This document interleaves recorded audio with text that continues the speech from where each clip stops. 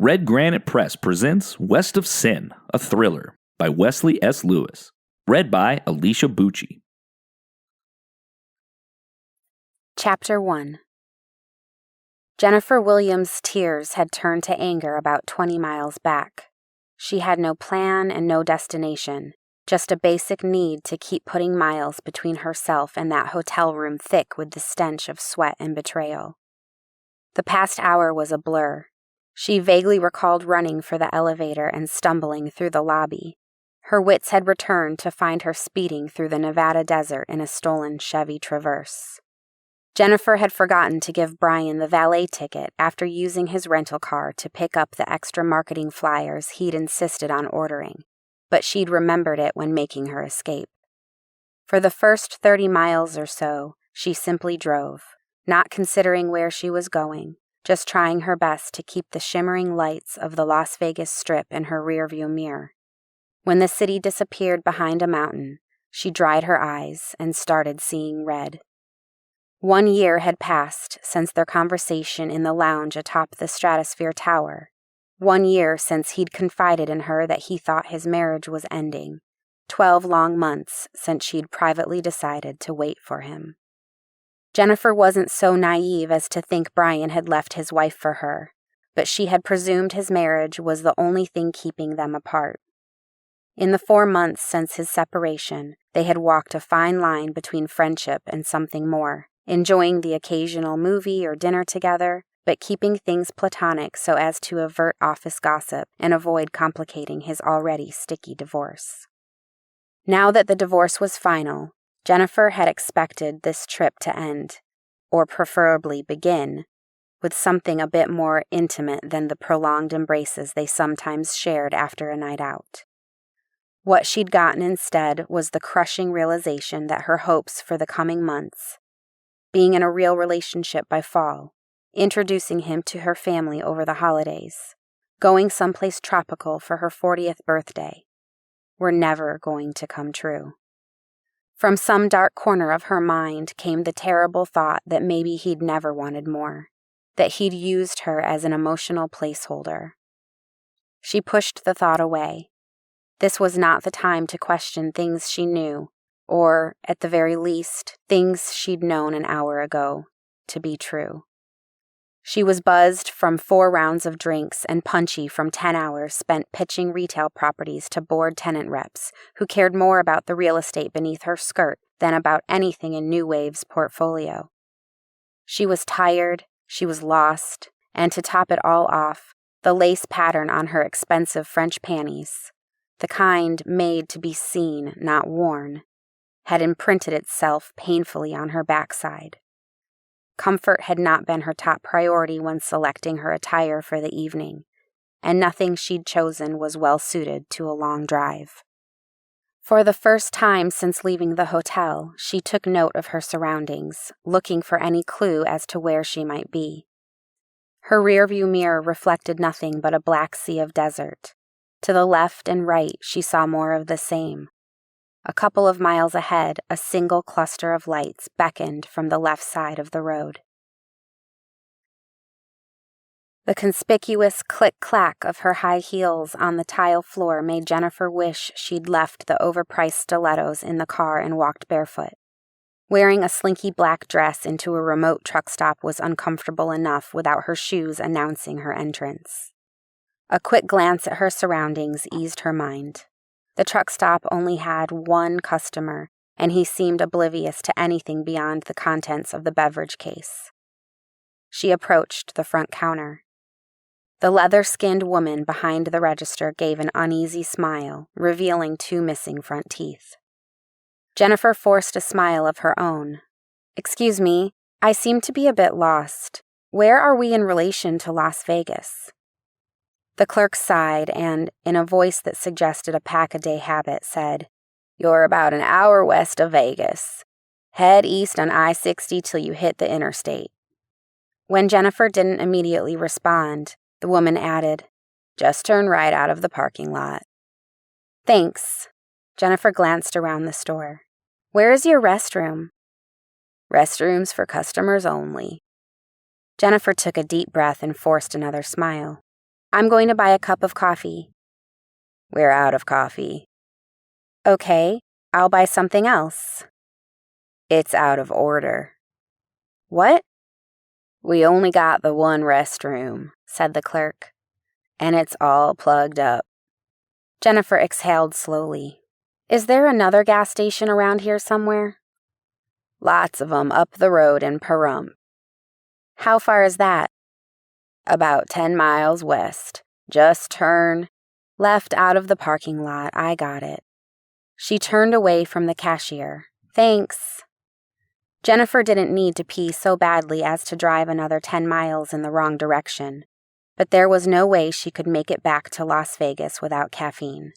She worked her way to the back of the store, where the lone customer, a well-built man in a pair of khaki shorts and a blue polo shirt, was still studying the beverage case. She spotted a row of iced coffees and reached for the cooler door.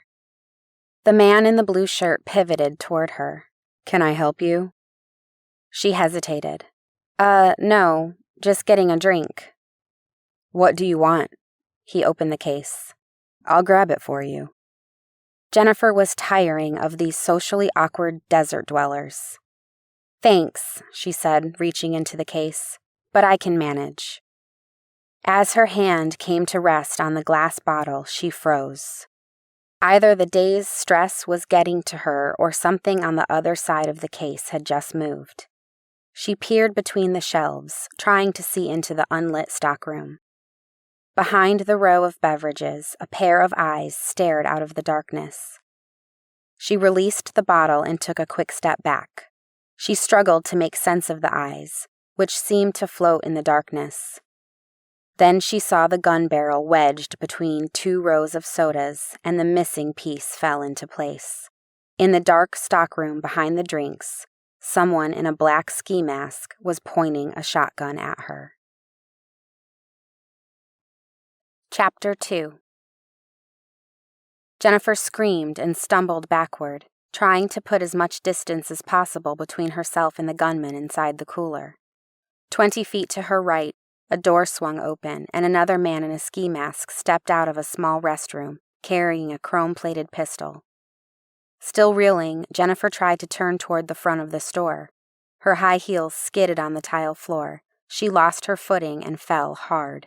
Ignoring the pain in her tailbone, she used her hands and feet to scoot backward across the tile, not thinking about anything but escape. She kept kicking and pushing for a couple of seconds before realizing she'd backed into a row of shelves. The masked man from the restroom stopped at her feet and raised his pistol. Jennifer closed her eyes and waited for the bullet that would end it all. When the bullet didn't come, she looked up at the man and waited for him to say something. He just stared at her. She followed his gaze down to her lap and saw that her dress had ridden up to her waist. Her expensive French underwear was meant to be seen, but not by him. She grabbed the hem of her dress and slid it down over her hips. With her modesty restored, she crossed her ankles and placed her hands in her lap. The man in the mask looked on without a word. From somewhere near the front of the store, a male voice bellowed, "Well, that worked for shit." Jennifer looked in that direction, saw a masked man pointing a pistol at the back of the clerk's head, and shuddered at the realization that he must have been hiding behind the counter the whole time. Somewhere on the other side of the shelves, a heavy door opened with a thud. A moment later, the man in the blue shirt rounded the end of the aisle with his hands raised, followed closely by the barrel of a shotgun, the one Jennifer had seen inside the beverage case, and the masked man who'd almost scared her to death. Without taking his eyes off Jennifer, the man holding her at gunpoint said, "I told you we should have grabbed her when she walked in." "Fuck you, Al," responded the man with the shotgun. "How was I supposed to know she'd look in the cooler?" The man guarding Jennifer turned and pointed his chrome pistol at the man with the shotgun. "Do I have to shoot you in the face? Is that what it's going to take to get you to stop saying my name?" The man in the blue shirt took a slow step to the side, out of the potential line of fire. "Let it go," called the man guarding the cashier. "I'm pretty sure everyone knows your name by now." "I'm sorry," said the man with the shotgun. "It just slipped out." Well, it's been slipping out too goddamn much, replied Al, turning his unsettling gaze back toward Jennifer. And this is taking too goddamn long, and we've got too many goddamn witnesses. Maybe we ought to just bail, said the man with the shotgun. Maybe you shouldn't have told us you know how to break into an ATM when you clearly don't, said Al. All I said was that I'd broken into slot machines. Then you guys said that slot machines don't hold enough cash. Then I said, what about an ATM machine? And you guys got all excited. But this thing ain't like no slot machine. It's like a fucking safe. We don't have time for your excuses. Just figure out a way to get the money out of the machine. Al's right, said the man behind the counter. We need to get the money and get the hell out of here before anyone else shows up. Can I make a suggestion? Asked the man in the blue shirt. Al turned and pointed his gun at the man's forehead. If you're going to suggest that we shouldn't leave any witnesses, I'm starting to agree with you. Jennifer was beginning to dislike the man in the blue shirt. No, said the man, unfazed. I was going to suggest that, rather than focusing on getting the money out of the machine, you should focus on getting the machine out of the store. It's bolted to the floor, responded the man with the shotgun. No, it's not, said a raspy voice. All eyes turned toward the clerk. I know, she continued, because they've moved it twice since I've been here. Al glared at the man with the shotgun. You didn't even check to see if it was secured. What's it matter? It ain't gonna fit in the car. He's right, said the man guarding the cashier. We can't exactly strap it to the hood. Take my truck, said the man in the blue shirt. Al's eyes narrowed. Truck? The white half-ton Ford parked out at the pump. It could carry at least 6 of those machines. If this were a real estate transaction, thought Jennifer, these robbers would owe him a facilitator's fee. Where are the keys? Asked Al. The man glanced down at his khaki shorts. Front right pocket. Al stepped forward and, without breaking eye contact with the man, reached slowly into the pocket and pulled out a set of keys. He took a step back and glanced at his partner holding the shotgun. Watch these two, and don't do anything stupid. Without waiting for a reply, he turned and ran to the front of the store. He paused at the door just long enough to scan the parking lot and tuck the chrome pistol into his waistband before sprinting outside. The man with the shotgun looked down at Jennifer, then back up at the man in the blue shirt, then down at Jennifer again. Okay, he said. You two move up to the front of the store and don't try anything funny. Jennifer wondered if he actually thought they might try something funny, or if he'd said that because it felt like something a masked robber should say in such a situation. She had no intention of trying anything funny, and the man in the blue shirt clearly intended to cooperate. She pulled her feet under her, wincing at the pain in her bruised tailbone. The man in the blue shirt offered his hand. Let me help you. She accepted, and the man hoisted her to her feet. His mouth formed a faint smile. I bet now you wish you'd let me grab that drink for you, huh? Now I wish I'd driven to the next gas station, she replied, not seeing any humor in it. The man with the shotgun motioned them forward with the barrel of the gun. Get moving. Watch where you're pointing that thing, said the man in the blue shirt. Just move. The 3 of them walked to the front counter. Okay, said the man with the shotgun. Both of you get back there with... Jennifer was pretty sure he was about to say the name of the man guarding the clerk, but he was interrupted by the tail end of a white pickup crashing through the glass doors at the front of the store. The tires squealed as the truck skidded across the tile floor.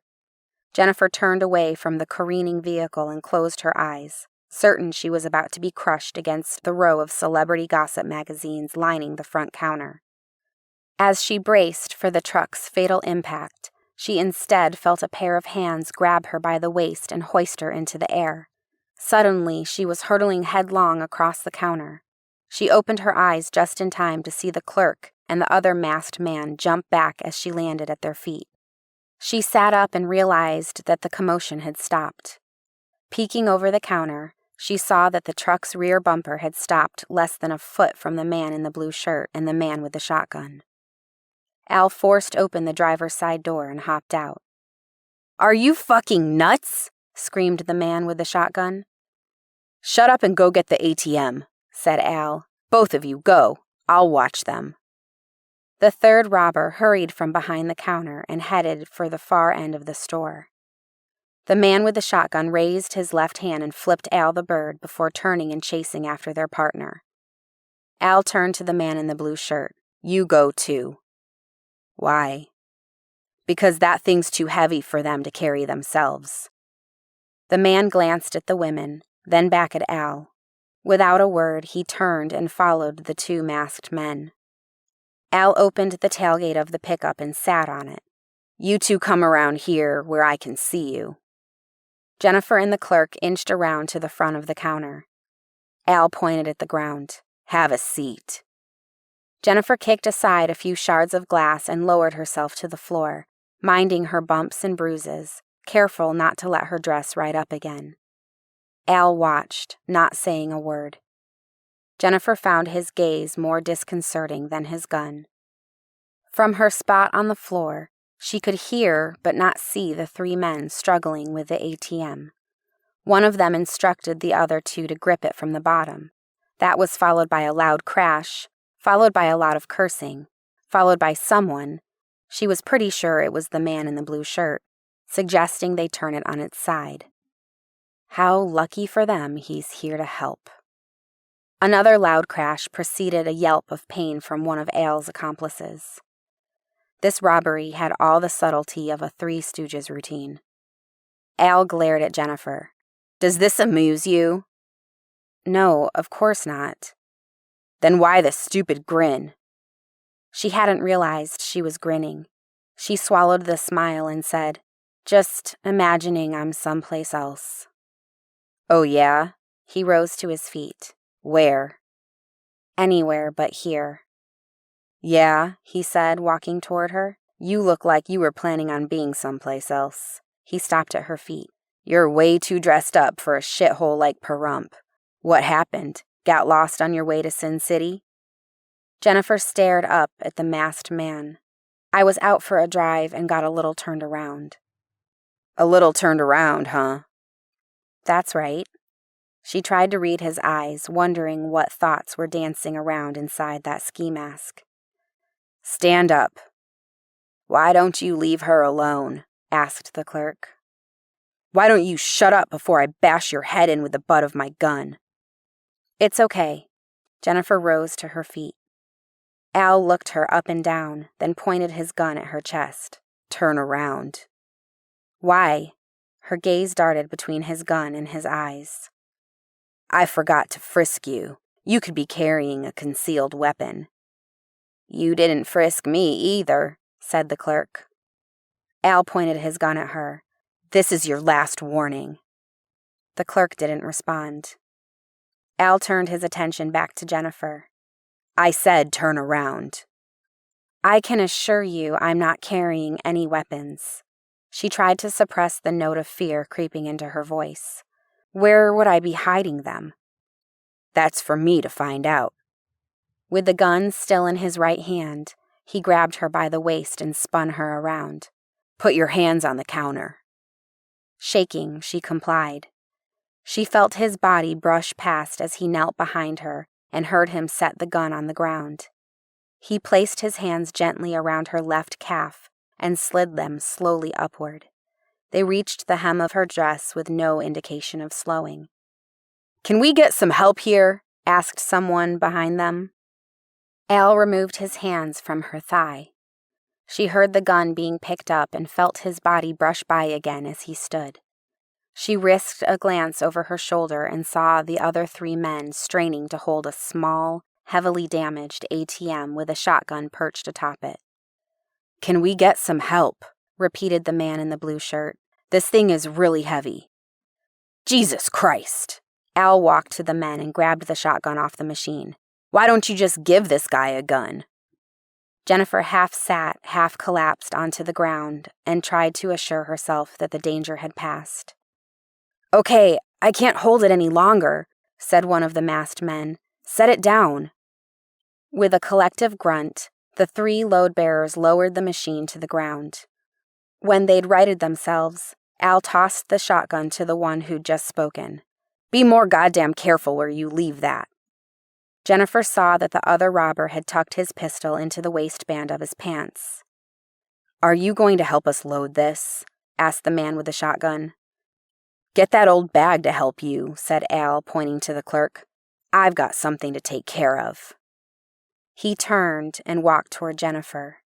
She tried to scoot away, but once again found herself backed into a shelf. "Come on," he grabbed her by the wrist. She struggled to free her arm, but his grip was too strong. He yanked her to her feet. "If you need me," he said to his cohorts, "I'll be in the stockroom." Chapter 3. Terrified, Jennifer strained against Al's pull as he dragged her away from the counter. "Make it quick," said the man with the pistol in his belt. "We can't afford to wait around after this thing is loaded." "I'll be quick," said Al. "How's it that you always manage to avoid the hard work?" asked the man with the shotgun. Al paused for a moment, apparently considering the question. Jennifer felt her last strands of rational thought slipping away. She scanned the room for any sign of hope. Helpless, she locked eyes with the man in the blue shirt, knowing that even if he wanted to help, and she was pretty sure he was more concerned with saving his own skin, there was nothing he could do. He stood with his hands on his hips, watching her fate play out before his eyes. "It's like this," said Al, clearly impressed with the answer he'd constructed. "There are 2 types of people in this world." Jennifer didn't get to hear Al's philosophical explanation of the categorical dichotomy of mankind because at that moment, the man in the blue shirt pulled something from beneath the tail of that blue polo. He moved with such speed that Jennifer had no idea what he was holding until she saw the muzzle flashes and heard the first 2 shots echoing off the walls. Al released Jennifer's hand and stumbled sideways before collapsing to the ground. The other 2 men, who hadn't been watching the man in the blue shirt, were slow to register what had just happened. The man with the pistol in his belt was turning toward the smashed doorway, perhaps thinking they were being ambushed from outside, when the next shot tore through his ribs. As the man with the pistol fell to the ground, the man with the shotgun finally identified the source of the gunfire.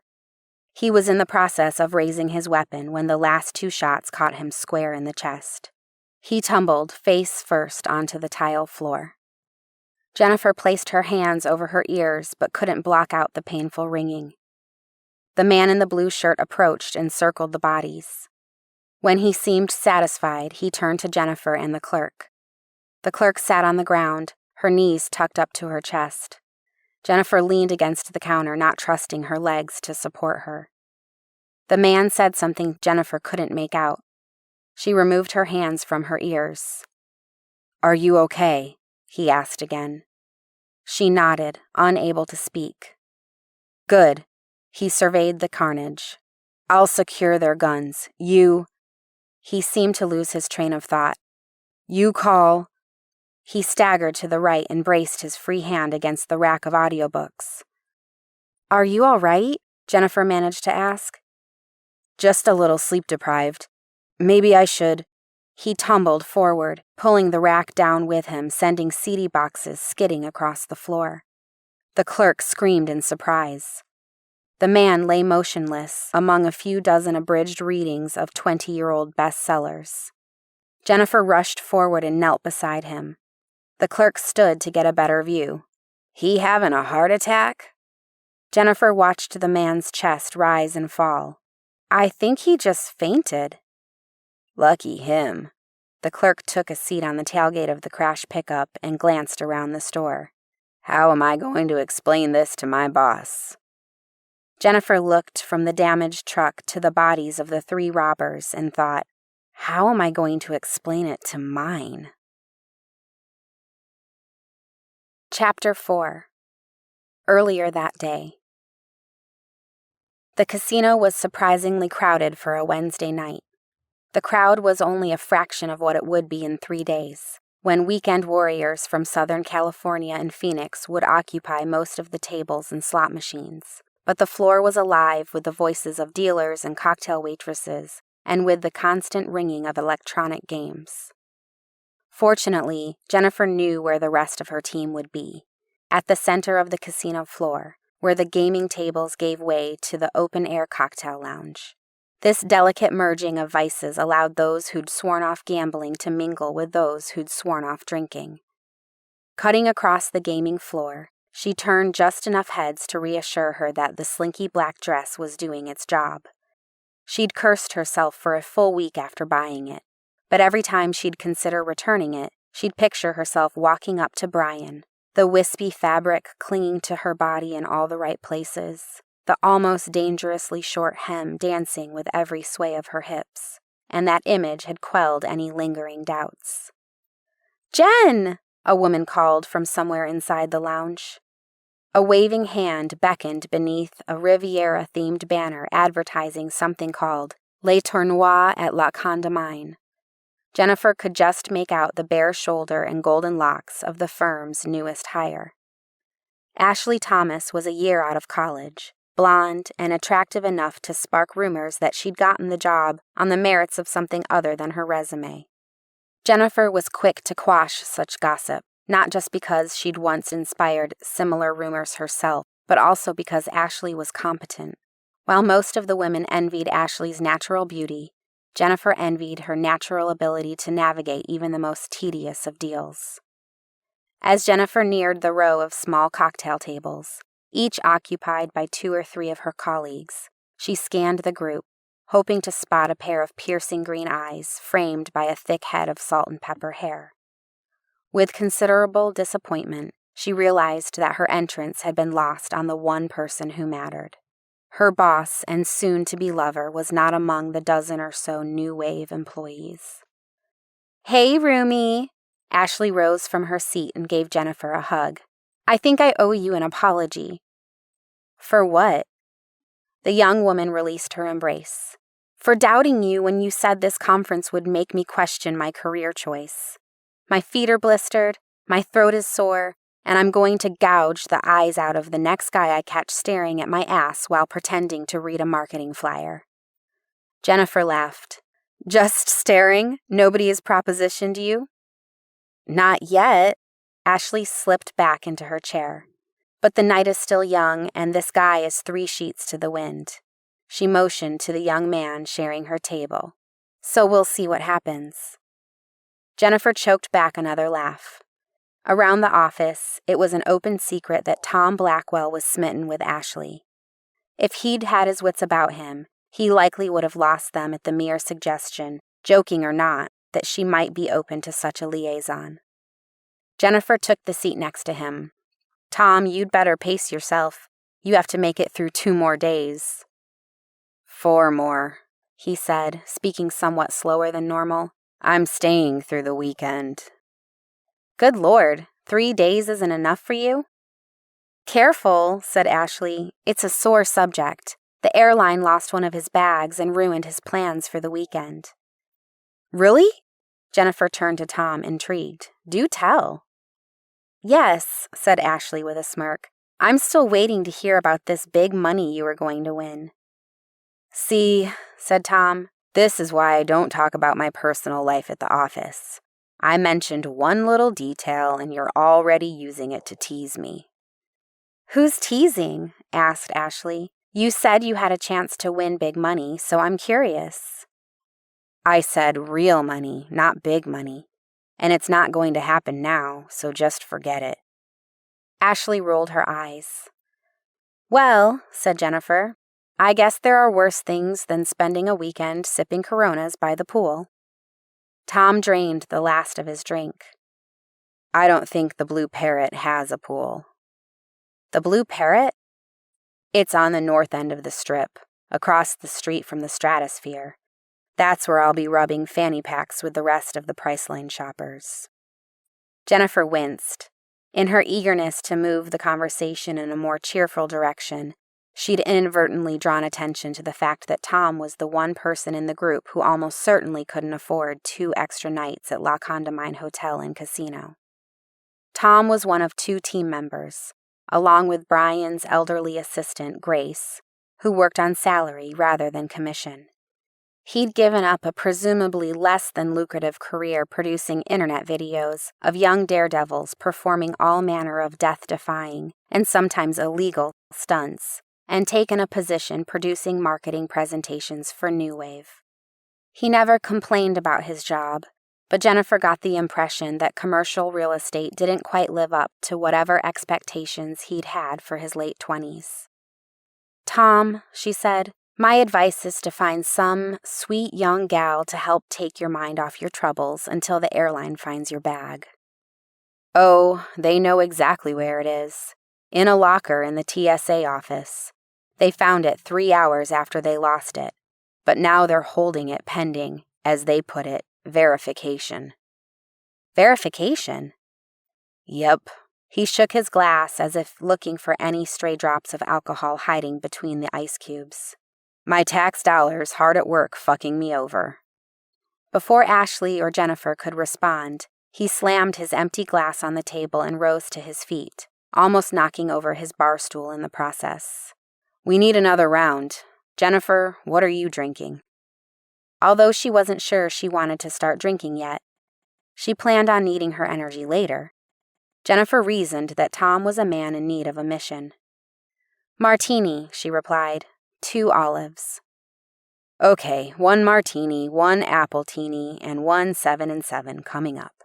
He turned and disappeared into the crowd between the tables and the bar. For a moment, neither woman said anything. Finally, Ashley let out a stifled laugh. "What?" asked Jennifer. "That poor boy needs to lighten up." "If you ask me," said Jennifer, "that poor boy needs to get laid." Ashley's expression grew serious. "A lot. He needs to get laid a lot." Both women erupted in laughter. When they regained their composure, Jennifer asked, as casually as she could, "Have you seen Brian?" "Yeah, you just missed him. Tammy needed help drawing up a letter of intent." "Oh, for the love of God. Now she can't draft her own LOIs? Someone needs to tell her she's about 2 decades too old for that helpless schoolgirl shit." Ashley giggled. "If I didn't know any better, Miss Williams, I'd say you're jealous." Chapter 5. After 2 hours and 4 rounds, Jennifer, Ashley, and Tom were all in much better spirits. Tom had seemingly forgotten about his thwarted plans.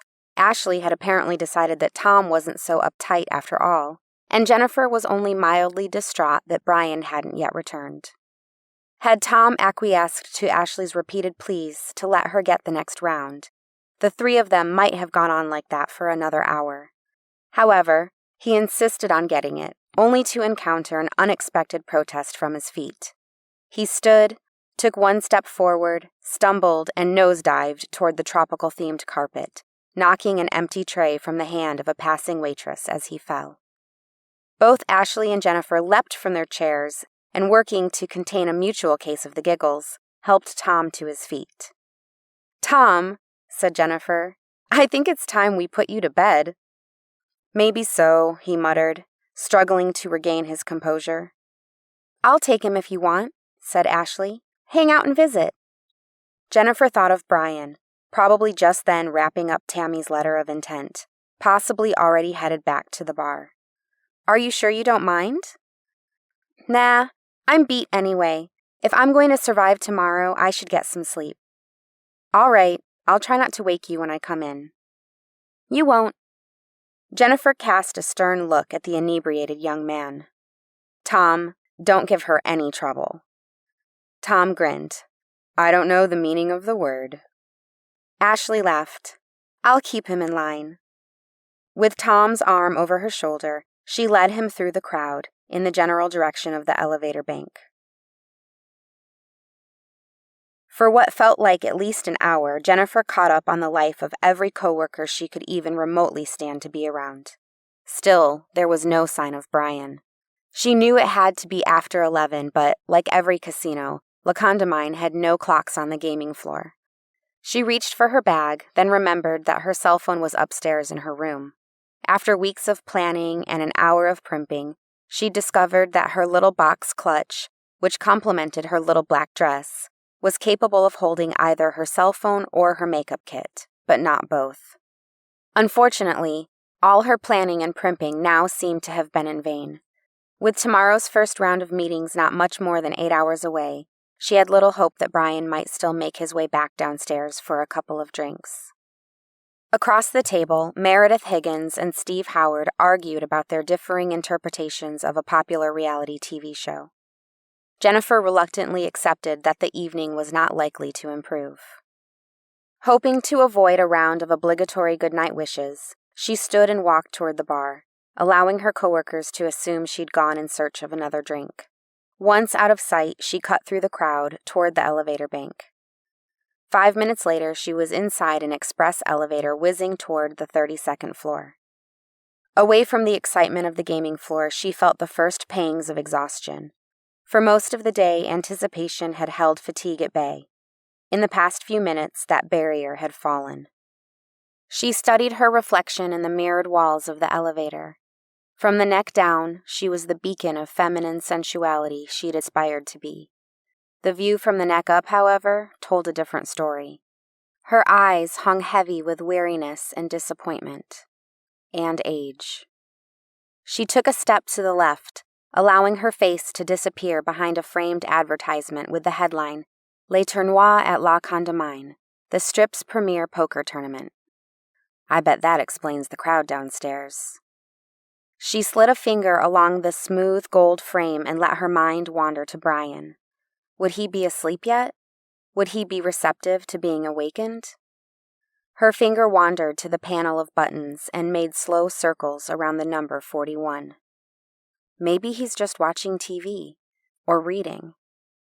She pictured him lying in bed, a paperback in his hands, reading glasses perched on his nose, a glass of scotch beside him, his salt and pepper hair still wet from his evening shower.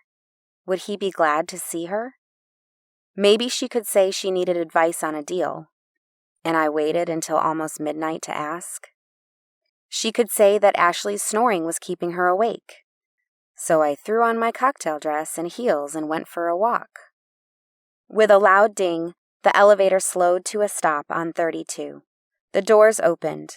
Her fingers continued to circle the button for the 41st floor. She stared into the empty corridor, searching for a plausible excuse. After a moment, the doors began to close. She abandoned the well-fondled button and extended her arm to stop the doors. Patience, she thought, stepping into the empty hallway.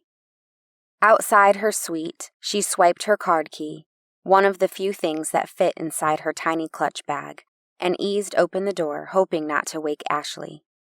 Ashley was not asleep, nor was she alone. Trapped in a momentary state of shock, Jennifer stared and thought, "Well done, Tom." Her eyes took in the images faster than her mind could process them.